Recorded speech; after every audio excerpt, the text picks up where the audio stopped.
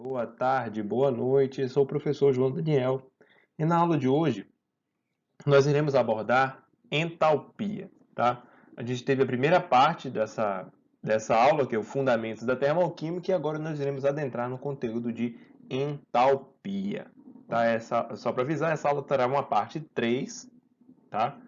Que será especificando ainda mais questões relacionadas à entalpia, energia de ligação, entalpia padrão, etc.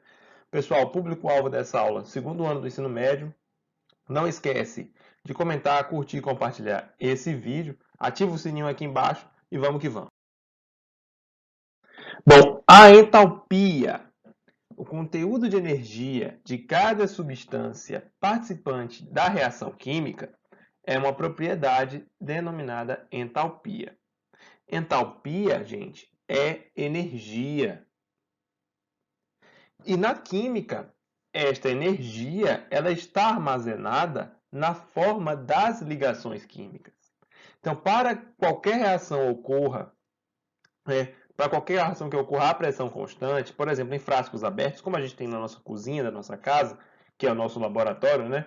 O calor da reação é uma diferença entre a entalpia dos produtos, ou seja, a energia do que foi formado, do que foi gerado, e a entalpia dos reagentes, ou seja, a energia dos reagentes, das substâncias que estão reagindo, dos compostos químicos que estão reagindo, levando à formação daquele produto, certo? O corpo humano, gente, é uma máquina de quebrar ligações químicas. Ao analisar, por exemplo, a informação nutricional dos alimentos, então você pode ir na cozinha da sua casa, pegar qualquer alimento, olhar o rótulo dele, tem uma tabelinha de informação nutricional, nela você vai ver o valor energético daquele alimento. Esse valor energético ele está relacionado diretamente às ligações químicas presentes nos componentes daquele alimento. Então, por exemplo, aqui eu trago aqui alguns alimentos, aí tem um valor energético de 58 kJ, deixa eu pegar aqui, 298 kJ, 386 kJ, está relacionado, esses valores energéticos estão relacionados às ligações químicas presentes nesses alimentos. Professor, então como é que nós, seres humanos, aproveitamos a energia desses alimentos? Então, através do metabolismo, o corpo humano quebra as ligações químicas presentes nos alimentos por meio de reações químicas e parte da energia liberada nessas reações químicas é então armazenada na forma de outros compostos ou substâncias que são utilizados pelo corpo humano.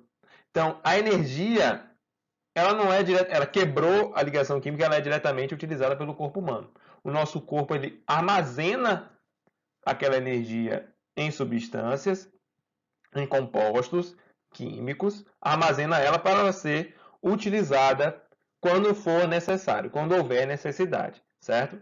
Então, é muito importante que nós nos alimentamos para que a gente mantenha, pelo menos, a energia das funções vitais, né? O funcionamento do cérebro, respiração, funcionamento do nosso coração.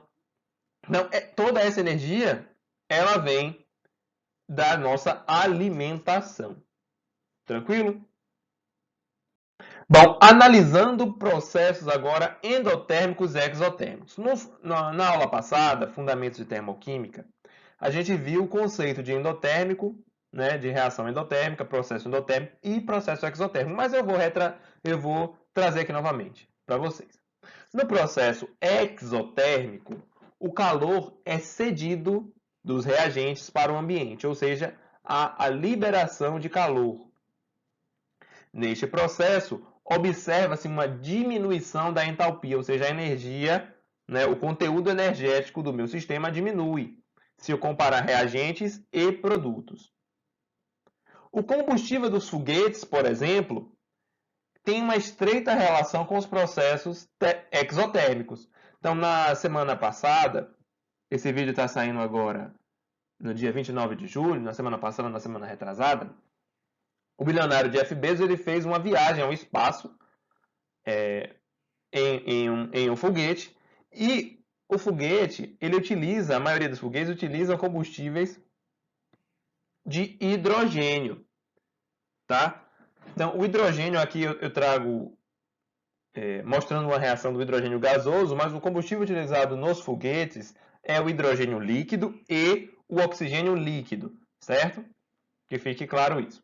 Mas o processo é muito parecido e também há a liberação de energia, que é o que permite a propulsão do foguete, que permite que o foguete ascenda, ou seja, suba e saia da Terra. Bom, aqui a gente está vendo H2, que é o gás hidrogênio, reagindo com O2, que é o gás oxigênio, levando à formação de H2O. Durante esse processo, há a liberação de 68,3 quilocalorias por mol. Olha como o mol é importante. Se você não lembra o que é mol, dá uma olhadinha, dá uma revisada lá no canal. Olha na playlist de conteúdos do segundo ano do ensino médio. A gente tem lá uma aula sobre mol. 28 minutos, eu acredito que seja 28 minutos. Bem explicadinha o que é mol, como calcular o mol, qual a importância do mol. Então, é bom dar essa olhada aí, tá? Então, vocês estão vendo aqui que o ΔH, diferença de entalpia, como vocês viram lá no fundamento da termoquímica, a entalpia não pode ser calculada de forma absoluta, e sim, ela é sempre apresentada como um ΔH, uma diferença. Então, há uma diferença entre a entalpia dos reagentes e a entalpia dos produtos, no caso do produto, que é o H2O. Os reagentes, eles liberam 68,3 quilocalorias por mol, enquanto o produto, se a gente for comparar, né, o produto com reagente, há esse déficit de 68,3 quilocalorias por mol. Professor, beleza, mas o que é esse sinal negativo na frente aí do 68,3? Esse sinal serve para representar que é uma reação exotérmica. Esse sinal é uma convenção. Se você coloca ou se você observa, né, se você coloca erroneamente o sinal do ΔH ou se você observa uma reação que o sinal não é negativo, aquela reação ela é de outro tipo, ela não é exotérmica, e sim endotérmica. Tá, professor, beleza. Mas eu ainda não entendi o que significa esse sinal negativo. Pensem comigo, tá? Vamos imaginar aqui. Esse ΔH, ele é negativo por quê? Imagine que você tem na conta, né, no banco, R$100. E agora você faz uma compra, vai no shopping, faz uma compra no valor de R$20. Se você for fazer o delta do dinheiro que você tinha na conta, você vai observar que, né, fazendo a conta, né, 80, que foi o saldo final, já que você gastou R$20, menos 100. Isso aí dá menos R$20. Ou seja, você liberou para o comércio R$20. Consegue entender? É essa diferença que é medida. Esse menos significa que houve uma perda. Você perdeu dinheiro. Né? Independente do que você comprou ou não, você perdeu dinheiro. Aqui foi perdida energia. Tá? Lembrando, perder é uma expressão, né, bem com bastante aspas. Porque a energia aqui nesse caso, lá no combustível, ela é parcialmente, uma parte realmente se perde na forma de calor para aumentar a temperatura, mas uma outra parte é convertida para que o foguete saia mesmo da Terra, tenha propulsão. E de onde vem essa energia, professor? Essa energia, gente, ela vem daqui, ó, da ligação química. O H2, ele tem essa ligação química aqui, que é uma ligação covalente simples, e o O2, que é o gás oxigênio, tem duas ligações covalentes, né? Ou a gente pode chamar de uma ligação covalente dupla, certo? Essas ligações elas são quebradas para que haja a formação do H2O. Observe que agora no H2O o hidrogênio está ligado ao oxigênio e não mais hidrogênio ligado a hidrogênio nem oxigênio ligado a oxigênio. Para que isso ocorra, é necessário que as ligações químicas presentes no H2 se quebrem e as ligações químicas presentes no O2 se quebrem. Esse processo de quebra de ligação química é o que libera energia. Esse processo de quebra de ligação química é o que fornece energia, por exemplo, para o nosso corpo, para o corpo humano. quebrando ligações químicas dos alimentos, convertendo essa energia em outras moléculas, mas de uma forma geral é a quebra da ligação que fornece a energia para o nosso corpo. E aqui é a mesma coisa. Beleza? E os processos endotérmicos, professor? Bom, nos processos endotérmicos, endo significa para dentro, enquanto exo significa para fora. Então, processo endotérmico, os reagentes absorvem calor do ambiente. Então, para que a reação química aconteça, é necessário que se forneça energia, que se forneça calor. Neste processo, a gente observa um aumento da entalpia se comparado a reagente e produto. Então, observe, houve a absorção de calor, a absorção de energia, um aumento da entalpia, e esse aumento da entalpia a gente pode visualizar aqui no processar, no desenvolvimento da reação.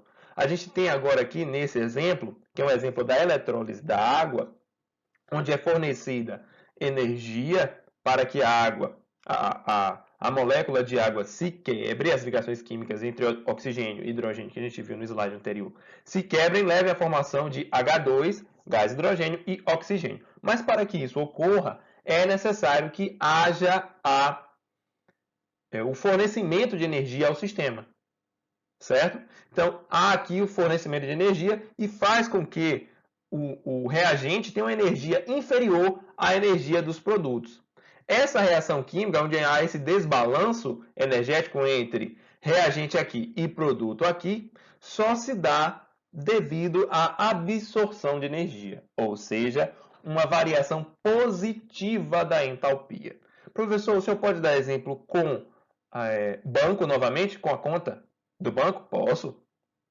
Então, imagine que você não tem dinheiro nenhum na conta, R$0, e acabou recebendo um Pix no valor de R$100. Se você fizer o balanço da sua conta, vai ver o seguinte: valor final que eu tenho na conta, saldo final, R$100, menos saldo inicial, R$0. Balanço da minha conta, um balanço positivo de R$100. Você recebeu dinheiro e o seu saldo ficou positivo. Aqui, as moléculas de H2O, moléculas de água, receberam energia para que acontecesse a reação química. Certo? É importante, agora a gente viu ali, em dois casos, o processar da reação química através de um gráfico, mas é importante que a gente conheça também a equação termoquímica. As reações químicas feitas em calorímetros e os dados obtidos experimentalmente são representados por equações termoquímicas. Essas equações termoquímicas têm que seguir e têm que ter e apresentar alguns dados para a gente. São eles: os coeficientes estequiométricos de reagentes e produtos. O coeficiente estequiométrico está relacionado à quantidade de reagentes e quantidade de produtos, porque isso influencia. Mas lá na frente a gente vai dar uma observada melhor. O estado físico de todos os participantes também influencia. Mas lá na frente a gente vai ver um exemplo com estado físico e quantidade de matéria ou coeficiente estequiométrico. Especificidade da variedade alotrópica. Isso aqui é muito importante. Um exemplo que eu gosto muito de dar quando fala de alotropia, que é uma relação que existe entre substâncias formadas por átomos de um mesmo elemento químico. Um exemplo clássico é o carvão e o diamante. Carvão e diamante são compostos de carbono que apresentam propriedades diferentes. Assim, apresentam energias envolvidas nos processos diferentes. Provavelmente, você nunca colocou um diamante na churrasqueira para fazer um churrasco no final de semana. E isso tem um porquê. Porque o diamante não tem as mesmas propriedades de liberação de energia na forma de calor que o carvão tem quando há o processo de combustão daquela matéria ali presente no carvão. Então, A energia liberada é diferente. Também tem a questão do acesso, né? O diamante é caro, é um bem precioso, né? Mas se não fosse, se fosse tal como o carvão, há essa diferença, certo? Então, tem que especificar a variedade holotrópica.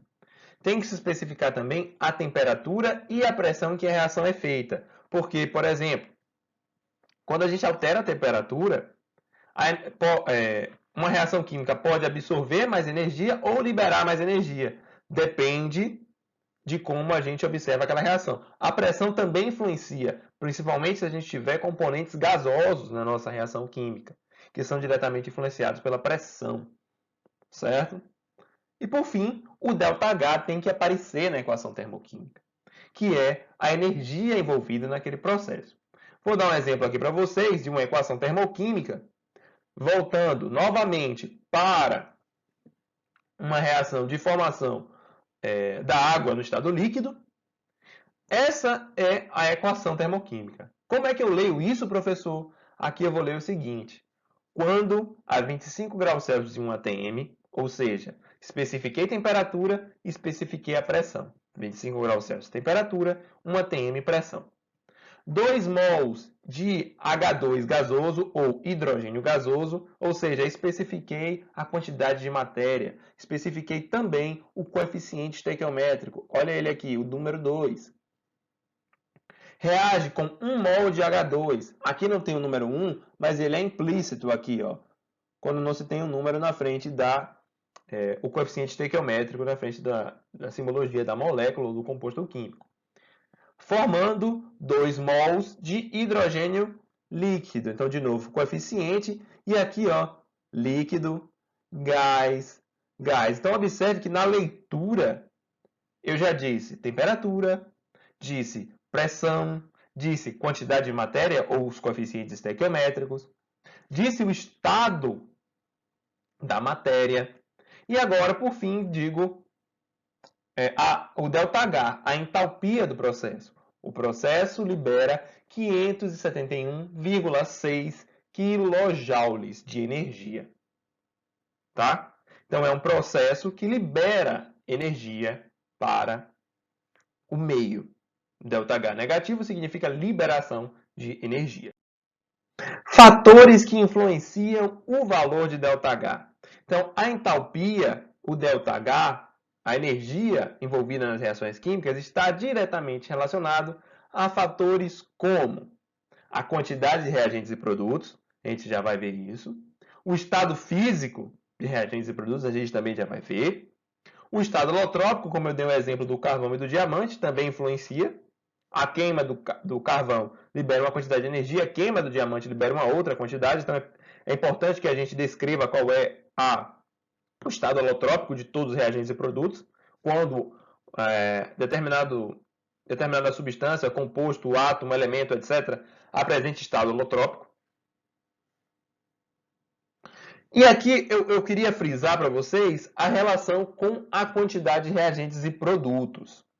Então, se a gente observar a imagem, vai ver o seguinte, né? Aqui, essa é a reação que vocês viram, tá? Que vocês viram anteriormente, ok? Essa é a reação que vocês viram anteriormente, onde 2 mols de H2 reage com 1 mol de O2, liberando uma certa quantidade de energia, menos 571,6. Quando eu dobro a quantidade dos reagentes, aqui, deixa eu pegar meu apontador, quando eu dobro a quantidade de reagentes, a energia liberada também dobra. E quando eu reduzo a metade a quantidade de reagentes, a energia liberada também é reduzida à metade. Então, gente, há uma relação proporcional. Eu não posso dizer aqui diretamente ou inversamente proporcional de cara, porque aqui só é um exemplo que eu estou dando. Entre a quantidade de reagentes e a entalpia do processo. Quando a quantidade de reagentes aumenta, a entalpia pode aumentar ou diminuir. Depende se a gente está analisando um processo endotérmico ou exotérmico. No processo exotérmico, quando a gente aumenta a quantidade de reagentes, né, o valor numérico da entalpia diminui. O valor numérico, porque o número negativo ele ficou maior. Quanto maior o número negativo, menor ele é. Mas a energia liberada é maior, né, se a gente for ver do ponto de vista energético. Com o processo endotérmico, ocorre o contrário. Agora eu deixo para vocês esse seguinte desafio que eu mesmo respondi aqui na aula, sobre quantidade de reagentes e produtos e o estado físico e a sua influência no ΔH, na entalpia do processo. Então, em qual dos três casos a seguir será necessário uma maior quantidade de calor, entalpia, para converter a água em vapor de água? Então, aqui eu trago três casos, em que eu tenho o primeiro caso, 250 ml de água no estado sólido. No segundo caso, eu tenho uma garrafa com 1,5 litros de água no estado sólido. E no terceiro caso, eu tenho 250 ml de água no estado líquido. Observe que eu tenho quantidade de matéria diferentes, né? Eu tenho estados físicos diferentes. Então, a entalpia desse processo vai ser diferente. Eu acredito, eu peço que você pause esse vídeo agora, pense na resposta e que eu já vou responder para vocês, para a gente fazer junto. Bom, espero que você tenha pausado esse vídeo. O caso onde a gente tem 1,5 litros de água no estado sólido é o que vai requerer uma maior quantidade de energia para que se converta a água em vapor de água. Professor, por quê? Simples. 1,5 litros de água é o que tem maior quantidade de matéria. Aí já é o primeiro ponto. Requer mais energia. Além disso, está no estado sólido.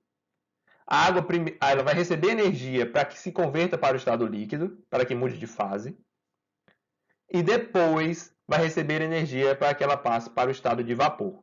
Então, esse sistema, 1,5 litros de água no estado sólido, foi o que recebeu uma maior quantidade de energia para que se converta em vapor de água. Então, a entalpia desse processo foi maior. Pessoal, por hoje é só. Agradeço a presença de todos aqui nessa aula. Não esquece de curtir, comentar e compartilhar. E vamos até a próxima. Lembrando que na semana que vem a gente já tem um vídeo da segunda parte, que a gente fala de ligações químicas, entalpia padrão, lei de Hess, e aí a gente vai adentrando ainda mais no estudo da entalpia. Até mais, pessoal!